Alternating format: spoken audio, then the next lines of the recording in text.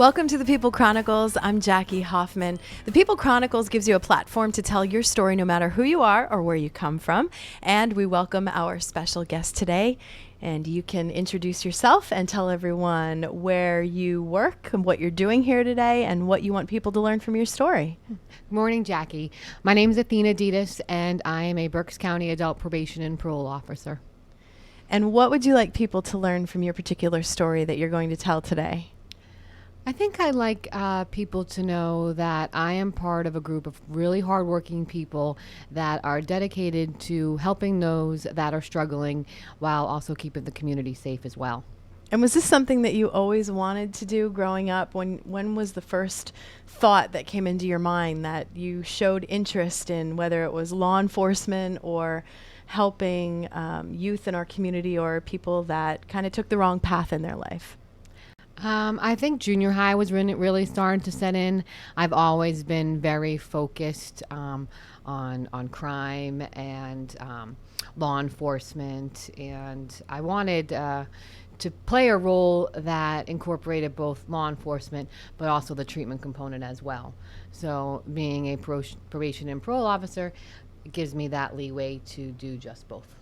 And was there someone connected to you or in your family that had an interest in this, that you were surrounded by people that were in law enforcement? No, there actually wasn't. In fact, my parents can't even believe I'm doing what I'm doing. I don't really have anybody that I looked up to with regards to law enforcement. I think I got sucked into some of those good TV shows back in the day, and it just made me realize that that was something that I wanted to do. And every day is different. There's never a dull moment, although it's a challenging day. It's a short day that goes by very fast. What was the TV show? I mean, I know Charlie's Angels comes to mind, and I used to be a big fan of The Bionic Woman. That had nothing to do with law enforcement, though. So what was it for you? Funny, right? Cagney and Lacey. Cagney and Lacey. Yeah, I loved Cagney and Lacey. Are you Cagney or are you Lacey? I am Cagney. Who's Lacey? Actually, my field partner, Stephanie, is Lacey. We make that jokes all the time. And actually, we say sometimes we're Cagney and Lacey. The other days, we're Thelma and Louise. So tell me what it's like on a typical day when you get ready for work in the morning. I know that, I've seen you in full uniform already with your bulletproof vest. When someone says, I'm a probation officer, they might think in the back of their head, okay, what is that? You go and knock on someone's door who's in trouble, make sure they're doing what they need to do, and it ends there. But it doesn't. Where does it begin, your day, and where does it end? Yeah, we get that stigma, the glorified babysitter type of thing, but it's not. You wake up every day wondering what this day is going to bring and what challenges you're going to be faced with. I do love my job, though. I love doing what I do. I love helping people. I like the challenge, and I think I'd like to see myself continue and progress and do more for our office and helping the community. Now, when you talk about this community here, what kind of things are more apparent than others in this area? I know, visiting a lot of high schools, or you read the newspaper, or you see it on television, the marijuana, the painkillers, but, there's something that needs to be drawn attention to another area in this particular community. Yeah, my biggest thing right now are the challenges that our office is facing is the opiate addiction, the painkillers, and the heroin use.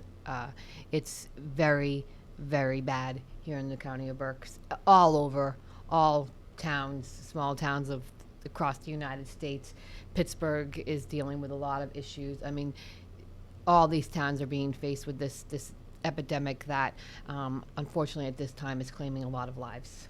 So what kind of training do you have to go through in order to learn more about that? Is it just an ongoing, as a probation officer, an ongoing training process with all different types of, first of all, you need to know how to point a gun, how to shoot a gun, what to do in the case that something goes wrong, God forbid, when you knock on someone's door or you see someone out there that's doing the wrong thing?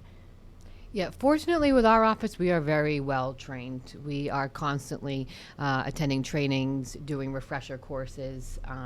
We went to a 2-week academy to become firearms holders, and we're constantly involved in different types of trainings, even outside the realm of the law enforcement component, in attending the treatment type of things. I do a lot of treatment type trainings to build my interest and understanding and keep up with the current trends that are going on. I'm a graduate of Alvernia University, where I majored in criminal justice but minored in addiction studies, because back then when I was meeting with my counselors there, they said, yeah, you can go with the field of social work, but you're going to see the trend that with the criminal justice system, you're going to see a lot of issues with addiction. And they were right. And I enjoy having this focus and working with these people. And I've fortunately, with a lot of people, got to work with the families as well, which is nice. And I could sit here and ask questions all day long, because I know it's a very intriguing occupation. Maybe not for you, and you said it's not so it's glorified is what it is, but do you ever find yourself being attached to these people that you come across, with their stories, or maybe it's how you have helped them with their addictions, or how you see them progressing throughout their program? Yeah, we go to those trainings too about keeping the distance and things like that, but it's really hard not to at sometimes when you get involved with these people and their families. Those days when, you have that lump in your throat because you can't believe that they are suffering the way that they're suffering and need so much help. And, you want to give them all you can and do the best you can, but you can only help those people, unfortunately, that want to be helped. So what does it do for you inside yourself when you know that you've helped even just that one person on a daily basis? It's definitely a nice reward to be able to, get that feeling that I've helped one person. And I've had people come back to my office after they've already expired from their case to give me, updates on their life. And that's just a wonderful feeling to see that they are doing so well, and that, I played in some part of that. And then the other half of the question, how do you not take your job home with you? Yeah, that's virtually impossible. Yeah, you do. I find myself talking to myself in the shower all the time and just going over the day and, what more can I do, or what can I do differently, to make this work for a particular person that I met that day that was, really going through something, and what more, we can do as a whole, as a community approach to helping our county and, other counties who can learn from us. How many probation officers are there right now in the county? I believe we have 87. Don't quote me on that.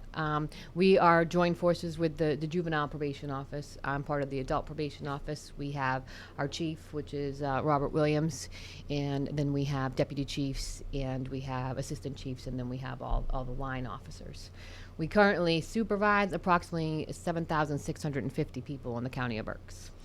For our younger audience that might be listening that may have something like this in their mind as an occupation, do you have anything either way, negative or positive, that you can feed them to understand it a little bit better if they would want to do this? I think it's a wonderful job to have. I think it's really going places with regards to the treatment component. I think it has a lot to offer. And although it is a challenge, like I said, there is a reward to that. And it's a different day every day. I'm not the one to sit behind the desk 5 days a week. So this kind of gives me the opportunity to do a little bit of both. Like I have 2 days in the office, 2 days in the field, and Friday I kind of do a little bit of both. Usually it's jammed up with paperwork, but...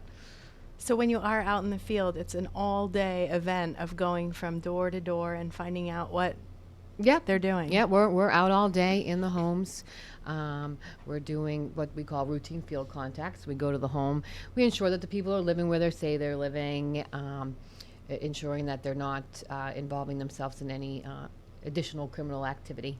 All right, Athena, we're going to take a short break. When we come back on the People Chronicles, maybe we'll find out a little more about the signs and symptoms of what to look for, and also how the community itself can be a little more educated and how we can help each other on the People Chronicles.